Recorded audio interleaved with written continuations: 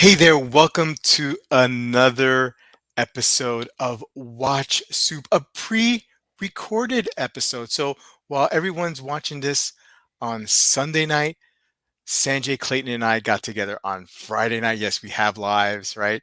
And so actually we don't have lives. And so we're here on a Friday night doing this special pre-recording little trial version. I'm your one of your co-hosts, Bobby Legs. I am joined by Clayton from the WatchBox podcast and Sanjay from the Engineer Wannabe channel. And speaking of Sanjay from the Engineer Wannabe channel, long time no see, bud. Yeah. Happy New Year. What's going on with you? Yeah, happy New Year. It's been a while. A few cool things going on with me. You know, work is crazy as ever, so I've been going to bed at pretty much 9 o'clock, but Yeah. I might have a new job. So Oh, Oh, okay. All yeah, right. yeah, exciting. I'm in in my field. So Okay. I'm no longer engineer wannabe. Okay. I might just oh, be engineer. No. Oh, Um wow. Yeah, so pretty exciting stuff going on in the background. But yeah, so super busy. So yeah. Yeah. yeah, Well, that's yeah. great to hear, man. Good for you. Thank- Fingers crossed. Yeah, Hopefully it all thank you. works out. Yeah. Um, and can you tell us what you're wearing on wrist this evening? Yeah, of course, yeah. I'm wearing the Tudor Pelagos 39. Ooh, very, very nice. Very Yeah. nice. Clayton, what's up, bud? Happy New Year to you. Yeah. Happy New Year. Yeah. Sorry, didn't record like kind of the last week of the year there. Got the just like everyone else in the world, I imagine, got sick over the holidays. So cliche, but yeah, it happened.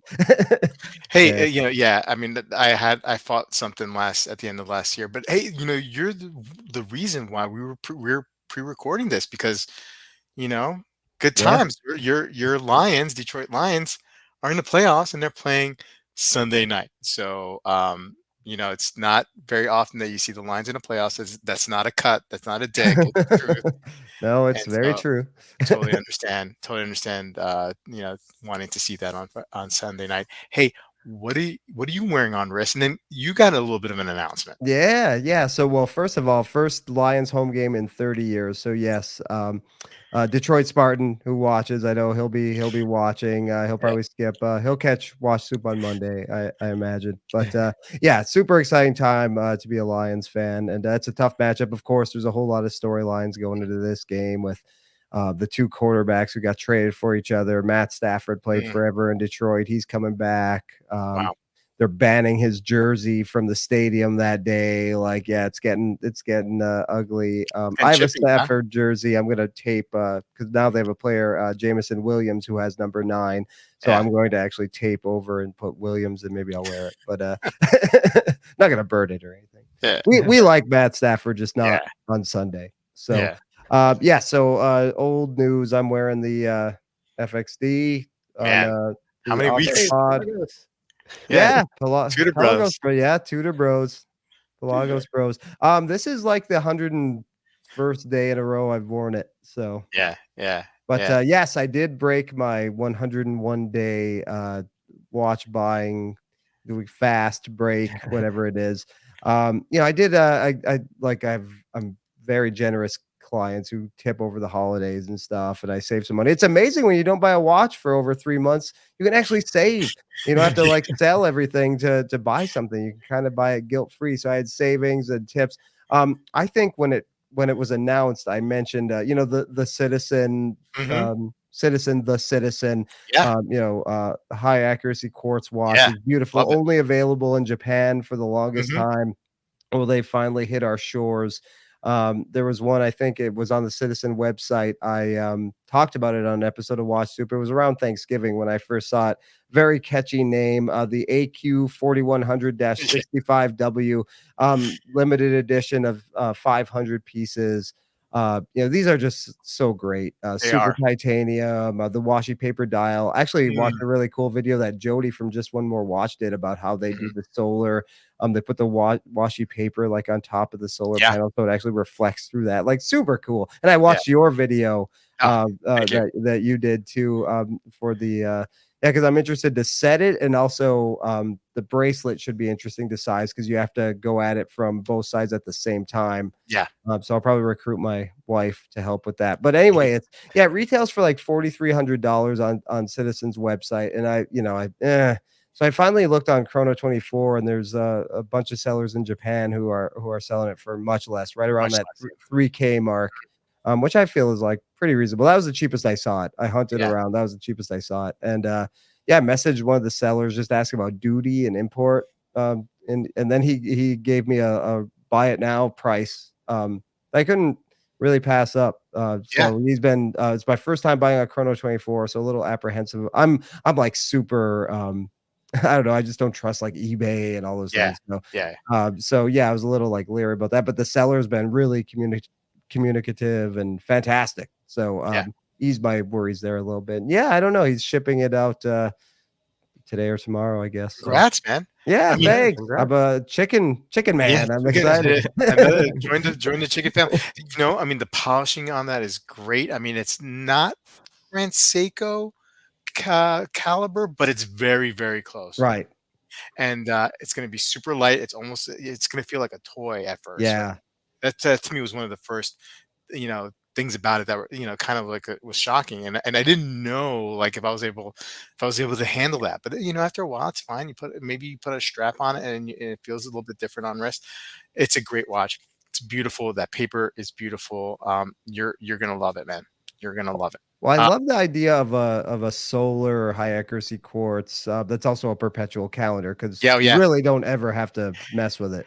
You don't have to set it Yeah. for the next 80 or 76 years. You know what I mean? I think Right. it's good that it's 2100. So you'll be Yeah. long gone. I mean, I Right. wish you long life, but let's be honest, you'll be long gone by then. I don't know. I think I And can make it.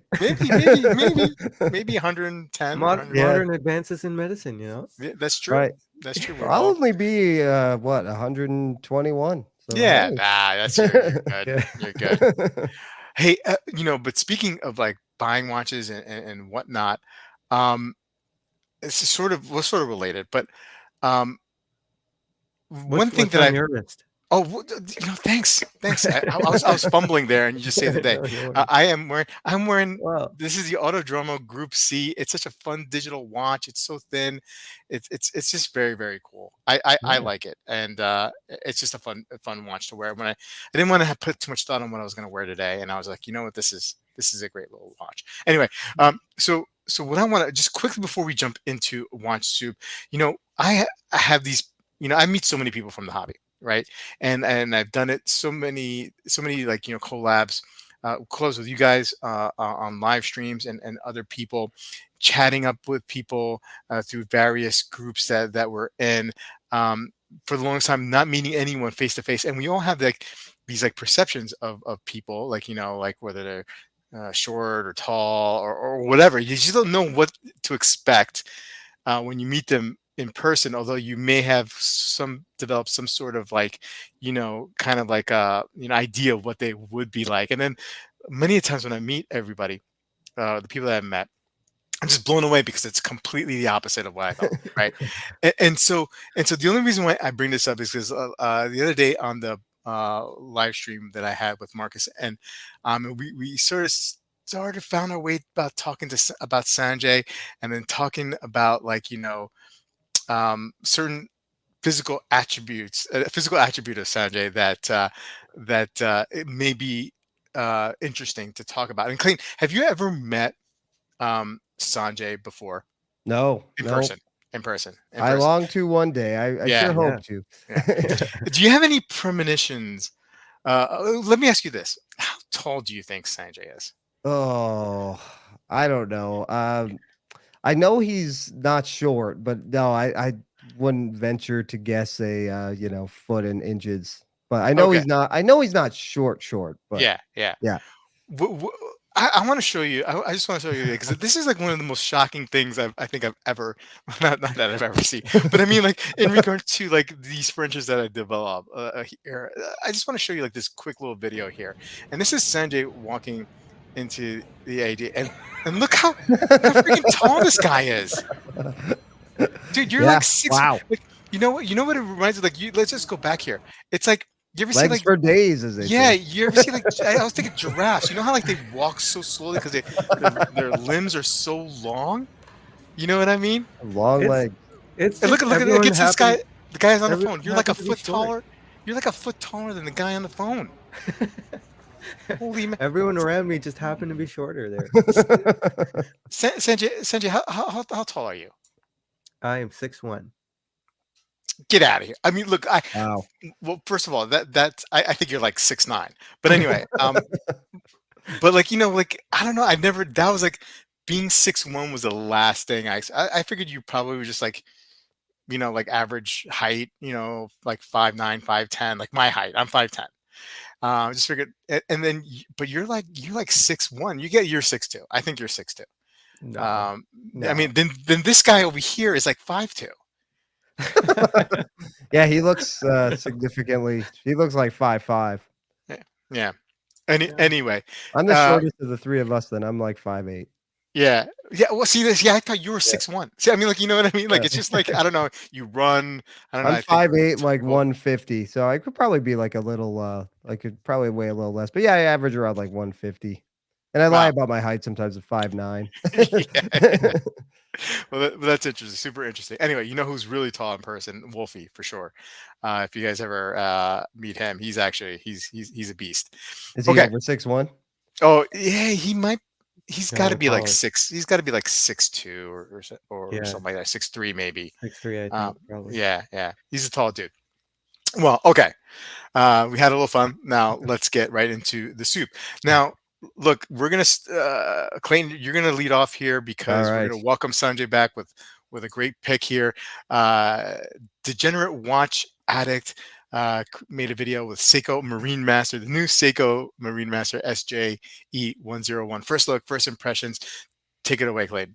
Yeah, I've been watching this guy for a long time. Been in some Discord groups with him. He used to be the Simucom watch review Oh yeah, channel. yeah, yeah. Yeah, Hmm. yep. Okay. Okay. So he was one of the early channels I actually found, and then he was in some Discords, and he's not. I don't see him much in the Discords anymore, but I wasn't aware that he changed to Degenerate Watch Addict. But yes, the Seiko Marinemaster SJE 101, much maligned in my Seiko loving circles anyway, for sure. I know we usually don't do watch reviews, but I thought it could spark some conversation about, radically changing watch model lines and how we feel about that, because Mm, there's some like the Submariner, and the Speedmaster has had many different variations, but they've always had that like core base of the moon watch, which looks like the watch that went on the moon many years ago. So anyway, this is a pretty short video, so it's just a kind of an unboxing. He just got it like the day before. So he's very irreverent, right? He kind of says what he thinks and not afraid to swear or anything. So yep, he's like, this is the new Seiko Marinemaster, the SJE 101. It has 62 Moss purists running for the hills. Their tears fuel his joy. He said, yeah, he is that kind of guy who is much more inclined to buy something if a lot of people hate it. I did hear that he's been going back and forth with Kentucky Man. So Corey actually feels like DK made this video in direct response to him, so that's a badge of honor, I guess. But he's stoked to get a watch that so many people hate. He has 0 F's to give about what the definition of a Marinemaster is. He bought it, so he liked it, right? And that's, I mean, if you like this watch, obviously the quality. I know Sanjay and I and uh, Bobby, you as well. We've all owned some higher priced Seiko watches, so the quality is obvious there. If you like this watch, I mean, it's going to be a fine watch. It's liking it is the problem I have. But anyway, he can't get into it really far. He said he's just mining views because it's an unboxing video. He's just exploiting the views, which he was honest about it. His first impressions are net positive. The finishing is awesome. Polishing is well done. He wasn't super impressed with the bezel action. He loves the horizontal lines on the dial. It's see-through case back with the Tokyo striping, as we call it. He has a love-hate relationship with the bracelet. So that's pretty much where his video. I'm just going to give my opinion on this watch. The Seiko Marinemaster, as we know, is a chunky beast, right? Traditionally, 300 meters, monoblock case, so it's just tall. I can't really wear it. I've owned two. I lie to myself. I still want to buy one. That's how dumb I am. I still look at it on people's wrists and at the store and like, God, it's so beautiful. From the top down, it just looks like it works because the lug to lug works on my wrist. But it's so darn tall and it's so heavy. It's just heavy. You get wrist fatigue from wearing it. I think that's the number one. I never really even banged it off of stuff. It's just so heavy and bulky to wear. And I'm one of those people, like if it's not getting a lot of wrist time, like if it's that specialized where I can't wear it all the time, that it probably doesn't have a place in my collection. But I like that watch exists. Now they come out with this new Marinemaster. That model line's discontinued. The SLA 021, 023, those are all discontinued, and the special limited editions. So they come out with these. We knew they were going to use this new movement, the 6L37 that's in the SJE 093. I just didn't think they were going to do it on a 62 Moss Marinemaster, as I like to call it, because it's a confused looking watch. It's essentially a 62 Moss case. I never thought bracelets looked really good on that style of case. It just looks like an afterthought. They are made to be on strap, I think. Bracelets just look bad in my opinion. This looks like a mod somebody did and is posting on the Seiko website and getting laughed at. Like the date window looks like an afterthought at the 430, that little circle. A Marinemaster with a display case back, like, ugh, I don't know. I love that if you like this watch and if it gets new people into Seiko, like that's awesome. Obviously, like I said, if you like it, it's fine. I guess I just have a problem with them, and maybe I'm like the old boomer or whatever. Like DK is raging about like I care too much about the Marinemaster line. I wish they would do like what the Speedmaster does. Let's keep the core Marinemaster, but then maybe make some other things. They even did like the Speedmaster reduced. Could be like we already have the Marinemaster reduced, but something along those lines, if you know what I mean. So yeah, this watch is probably my least favorite Seiko release in the 5 years I've been in watches. I strongly dislike it. But I didn't know how you guys felt about it. But well, correct me if I'm wrong, but there are Marinemaster tunas, right? Do you Yes. guys are you guys Yes. aware? Yeah. Yeah, there are. So theoretically, Seiko can use the Marinemaster name to Right. do other lineups of But those products. are So also like super duper 1,000-meter divers. So yeah, they're yeah, not like this is overbuilt. like a fashion watch to me. Yeah, yeah. So it's interesting because what he said about the watch are my gripes with the watch. So I strongly dislike this watch as well, except the white dial with the steel bezel kind of looks good to me. Um, as soon as you take it off that bracelet, because that bracelet is a monstrosity. Right. It's pretty bad. Terrible. Terrible. I haven't. But also, I should preface that I haven't seen this watch in person. But the things that he said were cons are the things that bug me, and I guess they bug me to the extent where I really don't like the watch. Yeah. Like the bezel is not a big deal for me, but the case back, I think he said it was a beautiful movement. I'm not quite sure He I went agree. I on think about the decoration. I was like, really? yeah, pretty minimal, and it's also Yeah. small, right? Like the Yeah. window is pretty small and it cheapens the watch a lot, in my opinion. If you just have like just put the wave of Kamigawa or whatever they call it, a nice embossed logo, steel back, it would have been Hmm. good. But regardless, um, just the what was it? He had a problem. Did he have problem? No, he didn't have problem with the micro adjust. He said it was the links were small enough that he was Yeah. fine with. But yeah, I don't know. I think in the end, he came to the conclusion that it was fine. I don't care about the um what would you call it, the heritage of the Marinemaster name per se. That doesn't quite mean anything to me. Um, I care about heritage of the main brand, and then the sub stuff is not as important to me, but the main brand Hmm. is really important. So in the end, I think it just devolves down to it just doesn't look very good to me. But Yeah, I'm with you too. I'm not crazy about the overall look. I am Marine Master curious. I have reviewed one or two on the channel before. I like the idea of that big, thick block of a case that it is, and I like the way the dial kind of like is swallowed by the case, like it's very, very small. I don't know. Hmm. There's something about that that makes it feel like this is like a real dive watch. This is like somebody that actually is gonna go and use it. Now, I like it. I may never use it like that, but that I can go ahead and do that. I don't get that vibe with this watch, and so I am a little hung up with the Marine Master Master name, and I'm not necessarily like a purist guy, like like, and when you comparison to like the Speed Master, the Moon Watch, like I rather have a Sapphire Sandwich than the Heslite version, than the original version. So I'm not married necessarily to that idea, but in this case, I kind of am a little bit, and it's just because like I'm really curious about the Marine Master itself, and I like it, and I think I want it, and so when I see something with the Marine Master that doesn't have that name on that, it's on like this particular watch here, and the fact that I don't like it, it kind of like in my mind tarnishes the name a little bit. I don't like the bracelet.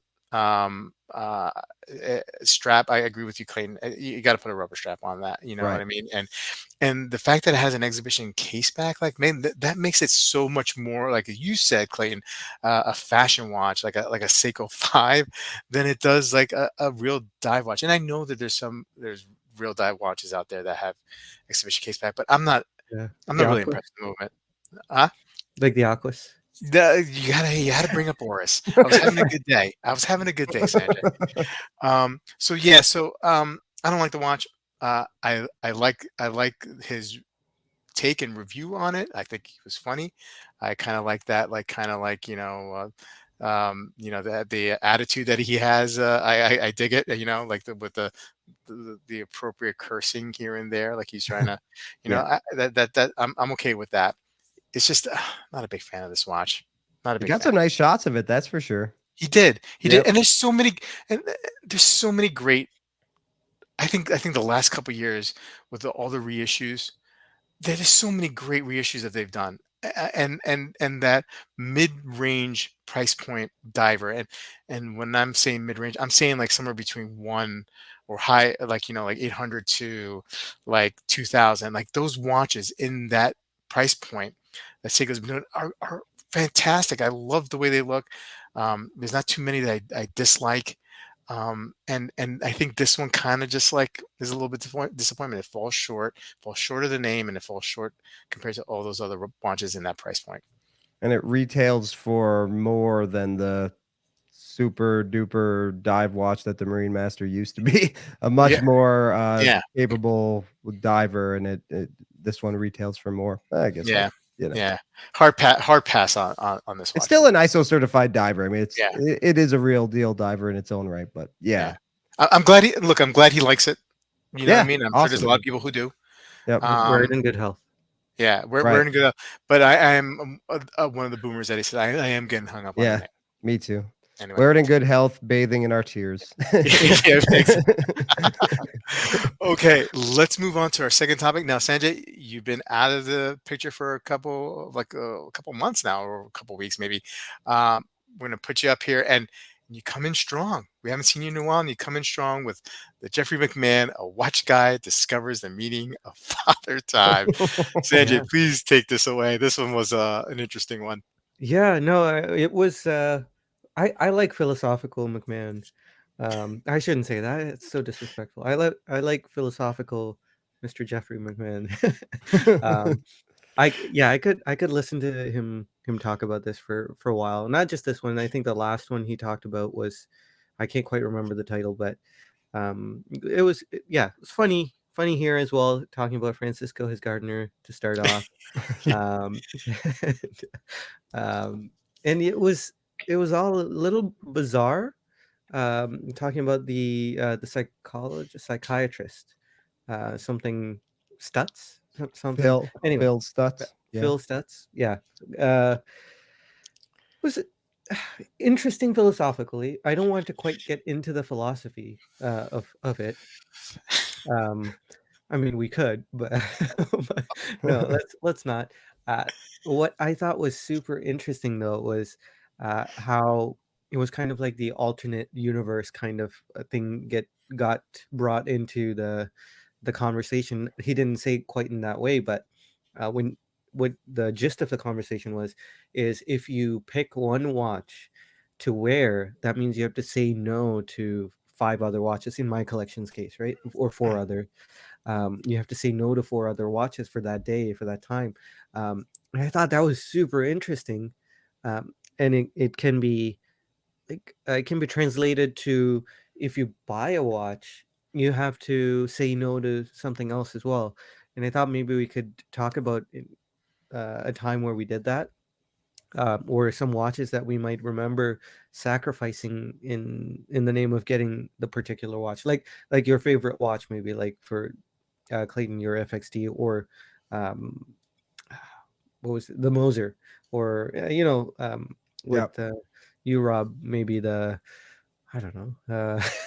What do you have now? Sorry. stuff. The German Sad stuff. watches. What Yeah. sacrifices are you going to make that Glasuta uh, work? 70s, right? Uh, but Well, at the same time, yeah. the cool thing here though is you can't, even if you have infinite money, right? Yeah, and you go into this pleasure island like he was talking about, and you have infinite money, you still can't escape Father Time in the fact that you only have one, maybe two wrists to Mm, wear watches. So you mhm, every single day, mhm, even if you have infinite money and you have every single watch in the world, you still have to battle with this mm, conundrum. So yeah. and it's so interesting. It's such Yeah. I don't know, interesting thing to think about. But let me know what you think. Rob, Yeah, please. yeah. So, like, I hear what he's saying about, you have this conundrum. You're in Pleasure Island, right? And you have one, but you only have like one wrist. It's only a problem if you get hung up in Pleasure Island, right? Like, I don't see it necessarily that I am saying no to several other watches because I'm wearing one watch today.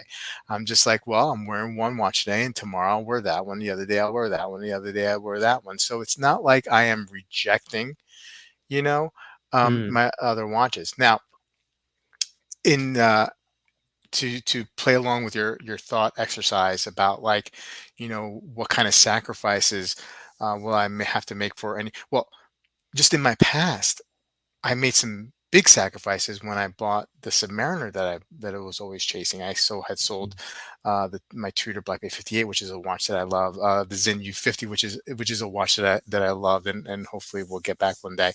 I made some sacrifices to get that one watch. Currently, look, I mean, it's very, very tempting. Like, I'm chasing there is the Glazut 70s chrono, but more so the Glazut panel reserve, right? Is a Mhm. is a watch that I definitely want, and it's like the wrong kind of watch for me right now to chase. Even though I love it, it's a dress watch. I'm not really going to be wearing it a lot of time, in many different occasions. Maybe it'll be an evening watch, or a watch that I go to out on a special occasion, or something where I know I'm not going to be doing a lot of physical activity, a lot of playing around with my kids. But what would I do? I mean, there's several watches that I would definitely sacrifice for that, given the opportunity, and I probably would have to throw some cash on it. Like, I have right now I have three Zins. One or two of them may be sacrificed for that. I have two Damascus. One would definitely be sacrificed for that. So that entail those, two, three watches max wouldn't be enough. So I would have to throw in some cash in for it. But I mean, if the opportunity was there and the price was right on panel reserve, I would make that sacrifice. Now, But so yeah. in that exercise though, you're actually doing a different kind of sacrifice. Like from what you're talking about, if you go with the panel reserve, you're sacrificing the 70s chronograph because you're in that crossroads of which one you want to get next. Well, I'm not necessarily crossroads. I mean, I have a pecking order, right? So Okay. look, I'm not in a situation where it has to be that there's two watches that are neck and neck. Mm. That if I get one, I'm sacrificing the other one, and I'm like, I'm miserable because Oh no. while I have a great watch, I'm sad that the other one is not going to be part of my collection anytime soon. I'm not that at that point. I understand what you're saying. Um, but I mean, that's because I'm not allowing myself. I'm not allowing myself to be stuck in Pleasure Island. Yeah. Do you know what I mean? Like Yeah. with Yeah. like the swinging parents and 70s baseball players Seventies baseball, swapping wives and swapping. You know what I mean? That Like was weird. yeah, yeah, yeah, I didn't know. I didn't know you grew up in such a turbulent time, Rob. yeah. Well, I guess I missed. I mean, I was born maybe like 10 or 12 years after Jeff, so maybe I dodged that bullet. You Yeah. know what I mean? But anyway, I mean, like Clayton or Sanjay. I mean, like what are what would you sacrifice? Clayton, go ahead. So I've been thinking about this. First of all, my favorite revelation from this video was that he not only has a rotation of watches, but he has a rotation of razors and breakfast cereal. I thought that was amazing. uh, He said dig 'em smacks, and I'm like, oh my god, I haven't thought about those in yeah, like those are the 35 years. best. Honey Smacks, I love them. Honey smacks, yeah, honey smacks. Yeah, oh man, those are good. Um, so yeah, like I've been going with this because I've chosen the FXD for like 101 days in a row, and I equate it to like I'm focusing, yeah, like you said, I'm focusing more on the saying yes to the FXD than the no to the other things. And I'm thinking this is funny, I thought of it before. Like I'm thinking of my watches as my circle of friends. Like we all have a circle of friends, like maybe when we grew up, right? But there Mhm. was the one your like best friend who like you hung out with most. There was no texting when I was in high school, but like you text with most, you call, you talk to the most. So the FXD is like all my watches are in my friend group, and I hang out with the FXD the most. And I like that. Like that makes me feel good. And then on the weekend, like I've been wearing my other watches on the weekends. Like last weekend was Air King weekend. Oh, want to hang out with the Air King? I haven't seen you in a while. Sure, let's do it. And then like, oh, I go back home and I'm talking to the FXD again. So yeah, it's like that's kind of how I feel. So yeah, I was really torn over buying another watch. Like I know Mm. Sanjay, you and I talked a couple of weeks ago. The Yeah. thought of buying a watch right now after not having done it for a while and actually enjoying saving money and collecting money, as we said, like I really wrestled with it, but I had this like like I said, the holiday tips and stuff, so I didn't feel so bad about it, and I was saving, but how does a watch and this a grab and go quartz that's always on time and doesn't have to be wound or anything like that. And I mean, Eco Drive still sort of self-sufficient. I mean, gets power from any light basically. So you wear it for a while and it's pretty much good to go for the next 7 months. So it's a low stress watch that I don't feel like I have to. I can still have the FXD be my best friend and not really Mm. have to sacrifice that. And Mm. that's actually it's so dumb, but that's important to me because this is my watch. This is like Mm. my Signature. ride or die watch. So the citizen can come in and be a new friend into the friend group, but it's not my best friend. So See, does that make sense so at all? I don't know. Yeah. yeah, no, that makes sense. That makes sense. There's no nonsense here. So It's all nonsense, we could say. so I am actually in one of those crossroads that I was projecting it onto you, Rob, but um for me, I'm staring at three watches, three or two or three, two specific watches, the Cartier Santos medium and the Explorer 36, right? And there is a choice that I make, and if I make this choice, the other one is going bye bye for the foreseeable future, right? It's not like I can make both choices and or say delay the choice. And Is this what's gonna happen? yeah, This well, is see, this is that's the old me, right? You can tell that I had about 25 more pounds back then, right? Uh, that's the old me. I All was the watch pre boxes in his trunk. Yeah, Yeah. pre-detailer Sanjay, yeah. Pre-detail. No, so Cartier Santos or Explorer 36, and there is also like that Grand Seiko SBG W297 with the fan dial and the blued Mm, seconds hand. There are watches that I'm staring with, and if I make any one of these choices, the other choices are on a long hold. mm, Um, mhm. and Mm. at a point, I will make a choice, and then there are two other choices that, if there were parallel or multiple universes, so to speak, happened in other universes. And for me, I'm like, okay, what kind of Sanjay would that end up being? You know, the guy who chose the Explorer, the guy who chose the Santos Medium, and then the guy who went with the Grand Seiko. I think I think I'm the guy who goes with the Grand Seiko, but there are two other Sanjays out there who who went with the Explorer 36 or the Cartier Santos. What about the guy Maybe who I'm the guy, chooses none of those? The or Sanjay who chooses yes, Ooh. none of those. there's the other Yeah, choice. The yeah. guy who quits the hobby. Well, that guy, Yeah, We don't become like that guy. We don't like that guy. right. No, that's that guy's dead. imaginary. Yeah. Yeah, so I don't know. I'm one of those guys. Mm, I just don't know which one yet. It's an interesting thought experiment, you know? yeah. Yeah. And it's always interesting watching you make that decision, by the way. Right. Yes. Right? Like this guy right here. Oh, There he is. geez. Yeah. That guy made the decision and he's coming right there and he puts down on his box. There's my box. Oh, That's you what know he what said. watch that was, right? Wait a second. Was this post the car? This wasn't the car accident day. It's already on there. Ah, I missed it. Dude, What It's a was it? is that the 925? no, no. I Is that a can't shooter box? The SLA. SLA 055. Oh, oh gosh, okay, I can't read. I We can't were see talking that. about the Marinemaster. It's kind Yeah, of a Okay, there you Marinemaster. okay, go. No, yeah. not really. But Mhm. Those were the days. that was a Those were good the days. watch. I missed that watch. Okay. We're wrapping up here with the final pick. This is my pick here. WatchBox Studios. The price of watches is not everything. Watch movement, macros, etc.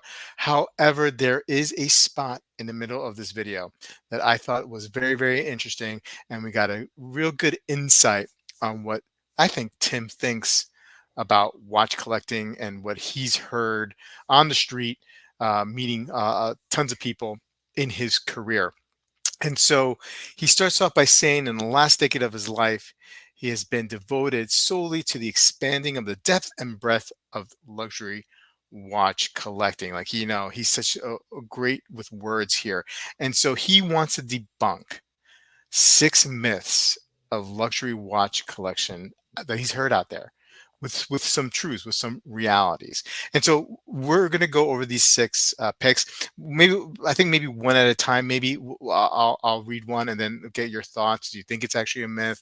Do you buy the truth, the reality that he's portraying, or do you see any validation with the myth itself? So the first one is that young people don't compare about luxury watches and the hobby is doomed. And so his reality check was like he feels that there's never been in the history of watches so many young people to aspire to ownership of a premium timepiece. It says the internet these days, makes things much more easier to research and look up. Back when he was getting into watches in the 90s, well, there was just a bunch of old guys collecting watches. Like there wasn't much exposure to what you have today. And to put some proof into what he is saying, I mean, he was out in Dubai a few weeks ago, and he was talking to a group, and most of them were young people, and this is where the genesis of this myth came. A young guy in his 30s asked him about this, and so even in the crowd, he was saying that there were a lot of young people, a lot of guys in their 20s and 30s. But to give more credence to what his argument, he put up his channel, one of the 2 channels that he works on, as proof, and then one of them is strictly a review channel, and he did the analytics, and 61% of the people who view his reviews are between 18 and 44. So definitely appears that there are a lot of younger people who are interested in luxury timepieces, and he sees it in industry. He sees that the young people are in technical positions with these brands, and there are a lot of young watchmakers trying to make a name for themselves, for example, as well. So myth number one: do you still believe, or do you believe that young people don't care much about luxury watchmaking, or do you buy the world that Tim sees? Clayton. Yeah, I think on where I hang out, like Facebook groups and some Discord groups, a lot of younger people. I'm actually I'm always like pleasantly surprised when somebody says, "Oh, I'm 23," or Mhm. even Sanjay, you're quite a bit younger than Bobby and I. I'm a little younger than Bobby, but yeah, you've been into watches for how many years? 5 years, Yeah, 5 years. when you were what, mid-20s, right? Yeah, 28. Yeah. Right? So, yeah, I mean, I I don't know. think I don't know how old I am younger anymore. Yeah, how old are you? I'm 32. 32. Okay. Yeah, so I mean, gosh, yeah, so younger people are making money. There's a lot of back when I was 25, it was less traditional ways, or more traditional ways of making money. Now, I mean, kids are making money, younger people are making money, and that goes hand in hand. I didn't get into watches till I was 40 because that's when I started to make some real money. Mm. And I didn't even think about and I got into them through another myth that we're going to debunk here in a little bit. But yeah, I see it all the time. Younger Mm. people, gosh, like 19, 20, people getting it. And obviously his analytics show that too. So I think it's great. Huh. And I think a lot of these releases, like I'll talk about it again. The Moon Swatch. It's great to get just younger people, Yeah. even younger than that, like foot in the door. Like, Mhm. oh, my dad has a Speedmaster, so I'm gonna get a Moon Swash, and they'll remember that, and then one day, hopefully, get a Speedmaster themselves. So, yeah, I think it's awesome, and I definitely see it. A lot of young people. Yeah. Sanja? Yeah. I think it's a myth too, because I specifically remember when I was in university, when I was in college, there were two instances where I was talking to some of my closer friends, and I remember one of my friends sitting in my dorm room, staring at a bunch of watches, and Hmm. I was the tech guy. I had like the smart watches before they were out, kind of thing, and I was wearing a smartwatch. It's like the Pebble watch, if you guys remember that, Yep. when it was still coming out of Kickstarter and stuff, and I was like, "Yeah, look at this thing, this is amazing." And this guy who was sitting next to me, who was so happy about his Citizen, like his DLC coded Citizen. I Yeah. remember that watch, and I remember asking him how much that would have cost. And he said it was like, oh, 300-400 bucks, and I was like, "Man, you got ripped off." Look at this Pebble. Yeah. uh, I remember that vividly, that memory. And then I remember a closer buddy of mine sitting in my dorm room. We were having a meal together, and he was staring at a watch, and I was like, "What are you looking at?" And this, so they at that time they were in their early 20s, probably, yeah, early 20s. We were all in our early 20s, and they were into it. And that was back then. That was 10 years ago. So I know even today, especially with the Moon Swatch that came out, Mm. Yep. that probably got a lot of exposure into the younger Yeah. crowd. Yep. Yeah. It's definitely a myth. Yeah. Yeah, it's not Yeah. real. Um, I'll say quickly, I'm pretty sure it's a myth, right? Because of the exposure I have to the community, I do see lots of young people who are into watch collecting, right? But here's the thing, that's the community that I'm exposed to, Mhm. and that's the community that I only know. I don't know what the general population is like. I really, really don't.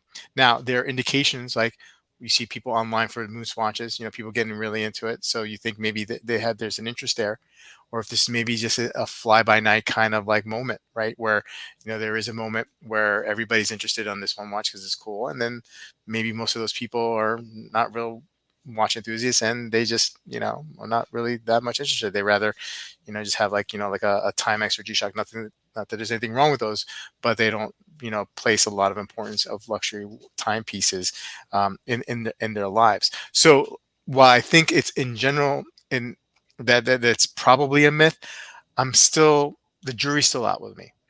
I don't know what the general population, how that's going.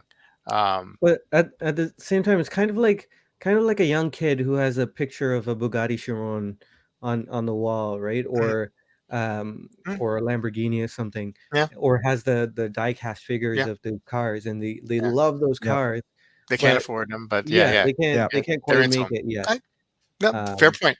And Fair it's point. also in the music. My nephews know what Rolex is, what AP Yeah, is, because they listen to hip hop. yeah, Yeah. Yeah, like there's Monroe St. Brown who plays for the Lions. He has a podcast with his brother, yeah, and they were talking about watches. They're just getting they're obviously yeah, well off, but yeah, talking about, but still, like younger people are listening to that and getting yeah, influenced. So yeah. yeah, my nephew, I went home and my nephew's like, "Did you bring your Rolex?" I was like, "How do you Yeah, know that?" He's yeah. like, we Hey, mentioned some artists that mentioned music. So yeah, it's like they're getting exposed to it. fair So enough. Fair yep. enough. You convinced me. You totally convinced me. The two of you, you got me. Let's go to myth number two. Luxury watches are more accurate timekeepers. After all, they cost more. And so the reality is, as Tim says, cheap watches are way more accurate than than these luxury timepieces. Clayton, for example, the watch that you just purchased, Yes. that's accurate to 5 seconds a year. Is that the one that's for a year? Right. Grand Yep. Seiko, the Grand Seiko course watches, they've had the one with the little star on the dial, accurate within 5 seconds a whole year, right? So way more accurate than luxury timepieces. And to be fair, Tim says, maybe comparing quartz watches and luxury timepieces, manual automatic watches, it's not fair, right? It's not fair. Maybe we should just compare them to each other. He says there's millions and billions of dollars, invested and produced with thoroughbred horses, right? But are you comparing a fast horse with a F1 car, like a fast car, right? You're not. They're both equally fast when they're comparing to their peers, but not comparing to each other. So, you know what I mean? So, maybe we should just take it easy there with that one. Compare quartz watches with other quartz watches, and Right. luxury watches with other the luxury watches. They're cost certified watches that and manual and automatic watches that are very very close to being pretty accurate, right? We've seen those time graphers with some of these watches that are 0 seconds, right? For at least for until they need a service when they're not. But I mean, like it can be achieved, right? So yeah. So what do you guys think? Myth that all luxury watches are more accurate timekeepers because of their price point? Well, really, I think Is this only like Rolex, Omega, and Tudor are really the only ones like hyper focused on accuracy. Really, aren't they? I mean, luxury watches above Rolex. Like, who's really fixated on accuracy? Higher end brands, most of them aren't. I well, don't I mean, I think. think it's very important. I think it's still very important for a lot of these brands to have some semblance of accuracy, right? I mean, like, but I hear what you're saying, My right? I mean, Moser doesn't even have indices. yeah, It's right. like, But you're that watch is a piece of art, right? I mean, yeah, like, right, there's a little bit of a distinction there, yeah, for sure. yeah. But Um, even like with a Patek Philippe, you don't really see the movement rated to so many Mhm. seconds. They don't. mhm, They Do don't they even even list it. I certify? don't I know think. there's like the Geneva seal or something. mhm. Yeah. They don't have that now. With the Patek They Philippe have their own seal. seal. They have their own Patek seal on it that they put on it. Yeah. Yeah, yeah. So Yeah. there's no real. That's for decoration, though, right? Mm, I'm not quite familiar with all that, but Yeah, yeah. so I think like those are the only brands that really brag about, and maybe under like some, Kosk, Mito, and other like Tim pointed out Mito, you can get $1,000 Kosk certified watches, but yeah, like the hyper luxury brands aren't, hear Richard Mille or anybody talking about accuracy. So at a certain point, it's like if I'm spending this much money on a watch, it's like time doesn't really. Did you see? I don't know if you guys saw the clip of Joe Rogan and Elon Musk talking about uh, Rolex Grand and Seiko. Mm, how I and missed that one. but no, they were talking about Joe Rogan said, my Rolex isn't accurate. You have to reset it like every month. It's like a minute off every month. And Elon Musk was just like, I guess they have to re-engineer that. He was appalled that a Were they watch that smoking? cost Weren't that they much. smoking weed or something like that? Right. I think it Yeah, was yeah. like he was there not too long ago, and like Elon Oh, Musk was just like, yeah, they're gonna have to work on that. yeah. That's so weird because you'd think that they're somewhat they're not young guys. Mm. So you think they'd be familiar with like Joe the Rogan's a watch guy. yeah. He has he's been has worn Spring Drive GS and Omega and yeah. Mm. Yeah. But was that Joe that was the smoking tire guy, right? Oh, what's his name? Oh, Um Matt Farah was on with Mafra. Joe Rogan. They talked about watches. So after that, Joe actually got into watches a bit, like because Oh, there's interesting. a UFC event. Time and Tide did a thing on it. There's a UFC event where he is wearing, and I don't know the reference number, but a Grand Seiko Spring Drive diver Oh, okay. Okay. I in didn't the know that. ring doing an interview, and I think he's had Speedmaster, Seamasters. So yeah, Yeah, he's been spotted after that Matt Fair interview. Maybe that lit a spark. Yeah. Well, it's I guess it possible. didn't light that big of a fire because he was surprised that Ripping on thing. yeah, I think that Elon Musk thing was last year, so that was more Yeah. recent. But yeah, Yeah. Yeah. It's too bad. Moving along, myth number 3: luxury watches require expensive service every couple of years, every 2 years. And in reality, as Tim said, that's not true. I mean, most brands will say every 2 years. Modern watches rarely require that frequent of attention. He was saying more like 5 to 10 years. Now, there obviously may be some exceptions to that, but he also mentioned that a lot of these brands are kind of like putting their money where their mouth is, right? With these warranties, Swatch Group, Richemont Group doing 8 years, Oris 10 years warranty on these watches. I know for me, every once in a while, I get hung up on going with pieces that may be a little pricey, and then thinking about, oh, what's the service cost going to be on this one? And it's funny, like the Gerard Perregaux that I've had, I've only had it serviced once in the last 17 years, and that's because I was an idiot and I didn't know at the time how to properly change the date or when to change the date, and and screwed up the date wheel, and I had to send it back. My Panerai, which has an ETA Unitas 64 and 98 in it. I've had it for 17, 18 years. I've never had it serviced once Hmm. because it doesn't need to. I mean, and it's fairly accurate. We're not talking, cost accurate, but it's like within like, maybe 10 seconds. And that for me is good enough. What do you guys think? You guys think your watches need frequent, um, frequent, servicing, or do you buy the fact like I do? If it ain't broke, you know, why fix it? go ahead, I'm Sanjay. I'm probably in between those two. Mm, Um, I I would think you don't need servicing every couple of years.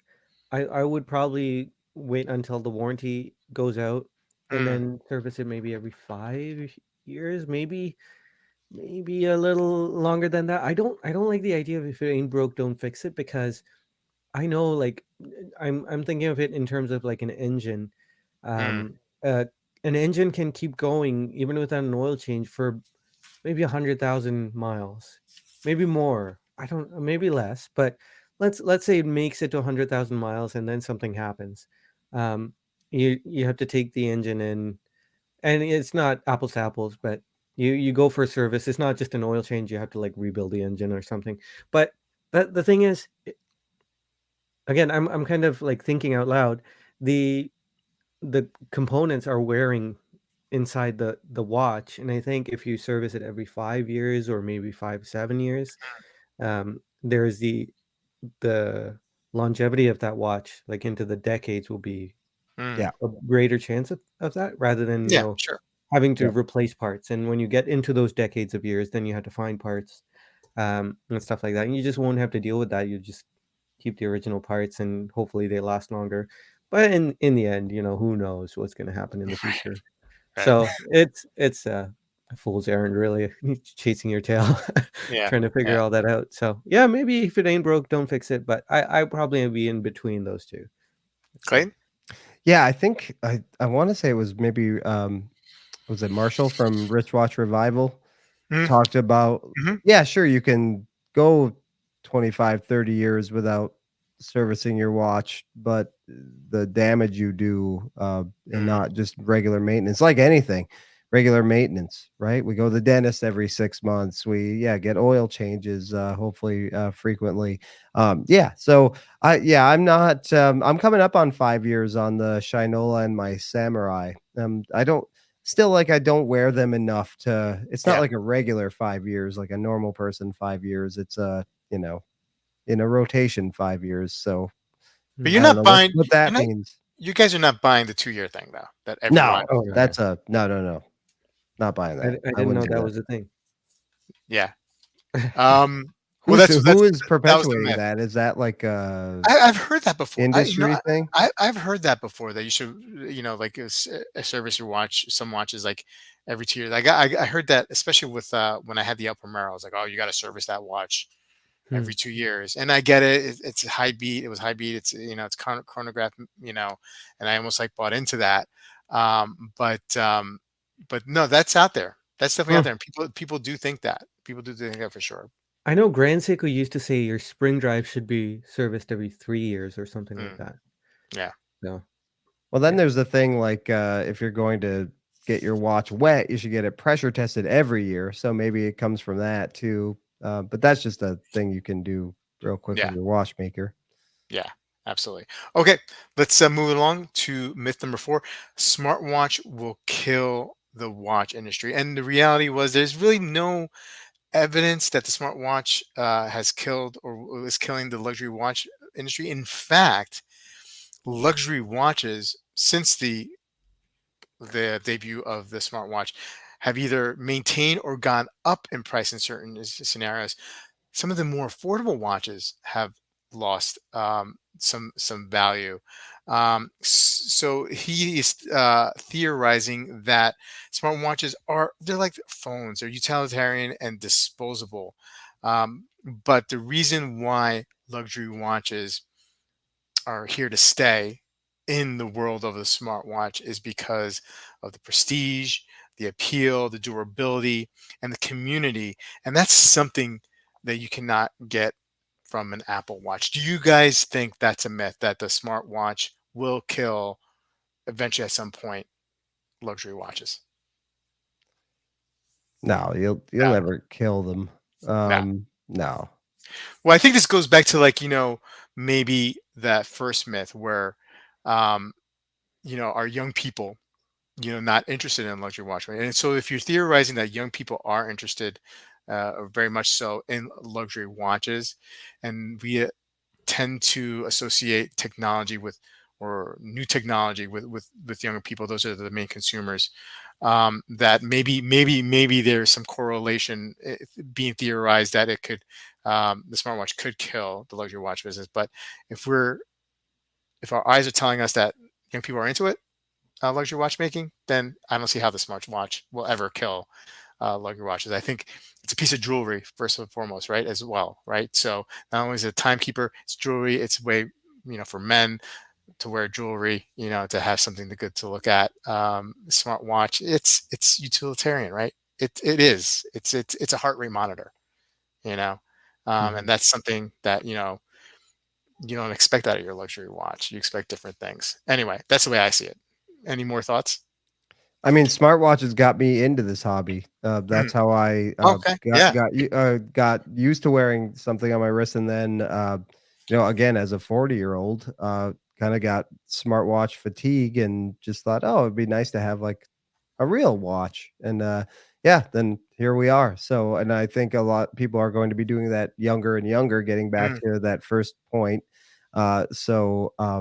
Yeah, I think it's a springboard. I think it yeah. can be for sure, especially if you don't want to wear your smartwatch to your fancy where you have to dress up. A lot of we see it a lot now. People just change the band out on their Apple Watch. Mm, They'll put something a little more a bracelet on it, for instance, so it more appropriate for formal attire. But maybe some people want to wear something. Their dad wore a nice watch, or they're getting their first job and they want that nice watch as a token of their success. So yeah, I think they'll never kill it. mm, Like I think Pete McConville has talked about too, and Tim brought it up. The lower price Swiss watches are getting hurt a little bit, but the yeah. luxury watch thing, it's a place to park money for Yeah. people. It'll never smartwatches won't kill that. Yeah. Mm. Same story with me too. Like Yeah, how I got into smartwatches. So yeah, or sorry, into traditional watches, yeah. luxury watches. Um, so yeah, I don't think Okay, there's any chance. Yeah. fair enough. Uh, last two. A normal person cannot afford a luxury watch, and uh, Tim wants to debunk that, saying that many people of ordinary means can afford at least maybe one luxury piece, right? And there's brands out there that prestigious brands that kind of provide that, like Alone Jeans and Nomos use an example of watches under 10K. Now he realizes that 10K is still a big number, but if you can save that, that can happen. And even the pre-owned market, which will make some of these pieces that are you wouldn't even think you'd be able to attain, take a huge hit on the secondary and the pre-owned market, and could fall into your lap as in a price point where you can make that purchase and make your luxury watch purchase. It uses the Laureato as an example. A $14,000 watch can now be seen around $7,000. Blind Pound 50 Fathoms, a high horology dive watch, seen like around the 11K mark. So it is possible, he's saying. Of Mhm. course, I agree with that. I think that's a myth that is debunked. I feel like if you can save, you don't not every watch in your collection has to be a luxury timepiece. I think that's also I want to throw that out there, kind of like a thing that we have. Like every piece has got to be a banger. Not all of them have to be bangers. You just have to like them, right? Right. What do you guys think? I yeah, I live by this. Right. Me too. Yeah, like I don't make a killing. I actually took a step back when I went into detailing from my previous wage, and I it depends on what matters to you most, right? Like I have priorities, like my family and Mm, caring for them is first and foremost, and then it's watches. So, mm, so I don't have to go anywhere for vacation. Thankfully, my wife and I were on the same page. We don't really care about going on vacation. We don't care about going out to eat. Really, that I mean, mm, occasionally, but mhm, like for me, all that money just gets saved up. mm. We put it where it needs to go, and then there's watch money as well from that. So, Yeah. yeah, Yep. that's it's I don't buy Starbucks. I don't buy donuts. I don't go out Mm. to get lunch. I will pack my lunch. I will make my own donut. I will make my own coffee. You'll sacrifice not eating lunch to buy a Yeah, Yes. watch. yeah. If I don't pack a lunch, I won't eat lunch. Now Yeah. let's backtrack. You make donuts? No, I would just Oh. I could. It's just Uh. very time consuming.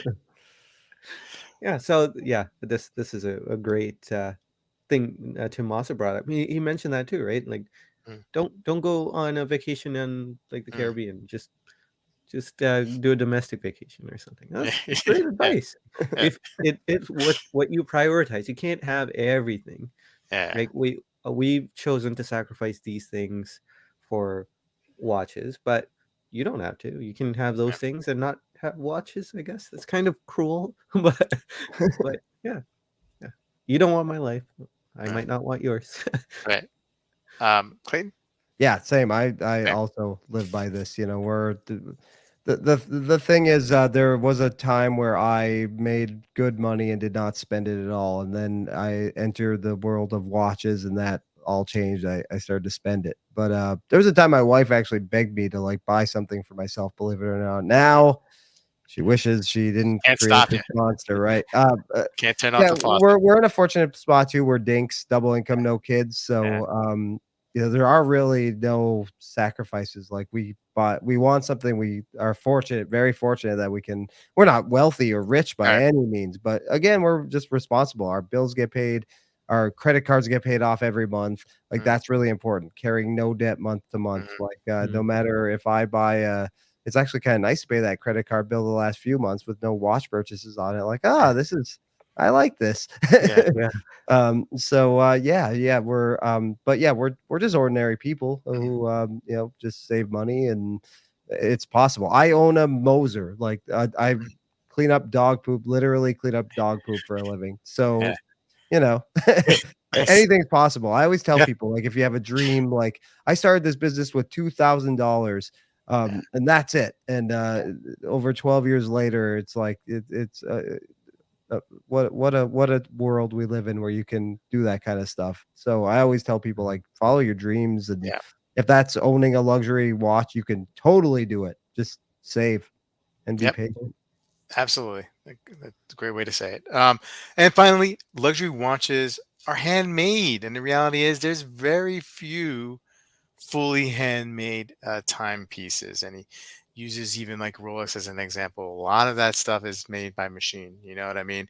Still does not detract from the quality of it. He brought up, Google 4C, having like a model that, that if you made everything handmade, you probably could only make like a couple of watches a year. And we used the example of one of the Google 4Cs that there's only like three of them, right? And they're handmade, right?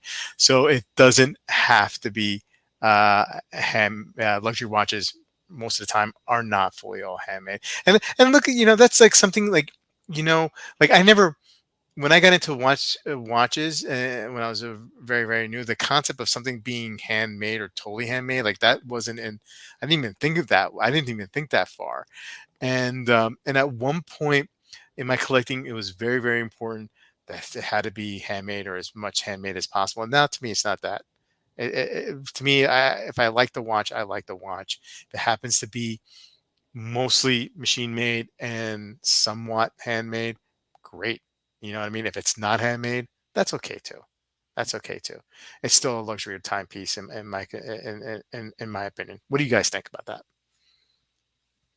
Oh yeah, I don't. Right. I'm not under any illusions that a lot of these watches are made, and like even the where the parts are made, it's Yeah. not always Switzerland. Right. I'm Right. fully aware of that. I don't Yeah. even think the bracelet has to count in that Swiss Mm, made, 60% Swiss made thing. So I mean, gosh, yeah, there a lot of them. We know a lot of luxury brands are producing their bracelets in other countries other yep. than Switzerland. So yeah, I think they want that myth out there, Mhm, I mhm. think, but I'm fully aware that's not true.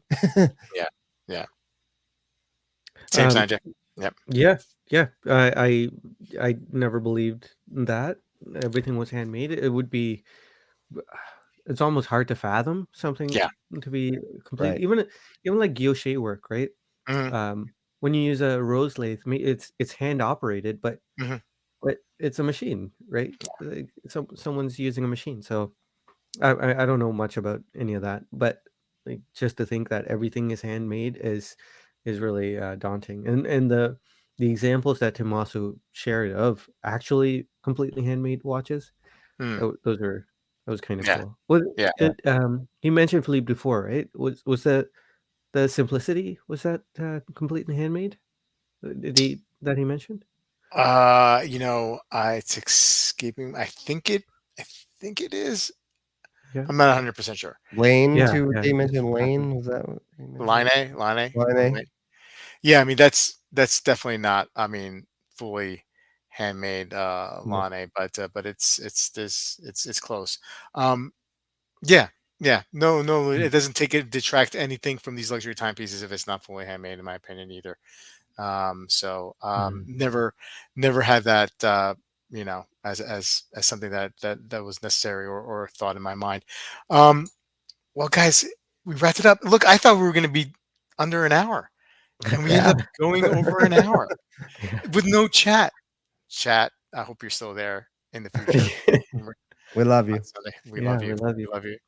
We Anyway, still need hey, look, you. we still need you. Yeah, yeah. You still, thanks for sticking around. You know, Yeah. hey Clayton, what do you got going on I with got the podcast? nothing going on, Yeah, no podcast in a long time. I keep meaning to record one, but I never do. So, yeah, hopefully one of these days I will. yeah. I know. Yeah. The end of the year, I was kind of like it was a little tailed off. So reinvigorated for the beginning of the year Good. and working two channels now. Hey, Sanjay, what do you got going on? I've got less than nothing going on right now. Okay, all right. I've broken out all my textbooks Yeah.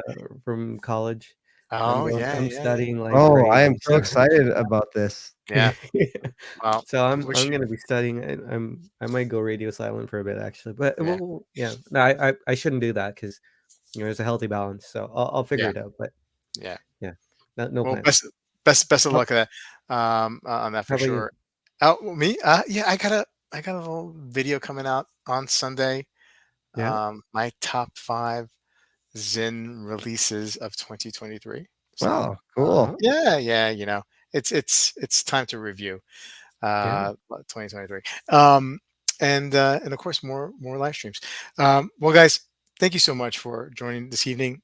Good to have Sanjay back on a Yes. episode of the Soup Chat. Thank you so much for hanging in there and watching the pre-recorded. We may keep doing this in this format. Let us know what you think. I'll still be hanging out in the chat like I was tonight, and chatting up with you guys while the stream or this programming was going on. And have a great week. See you guys Yeah. next week. All right. Take care. Take care. See ya.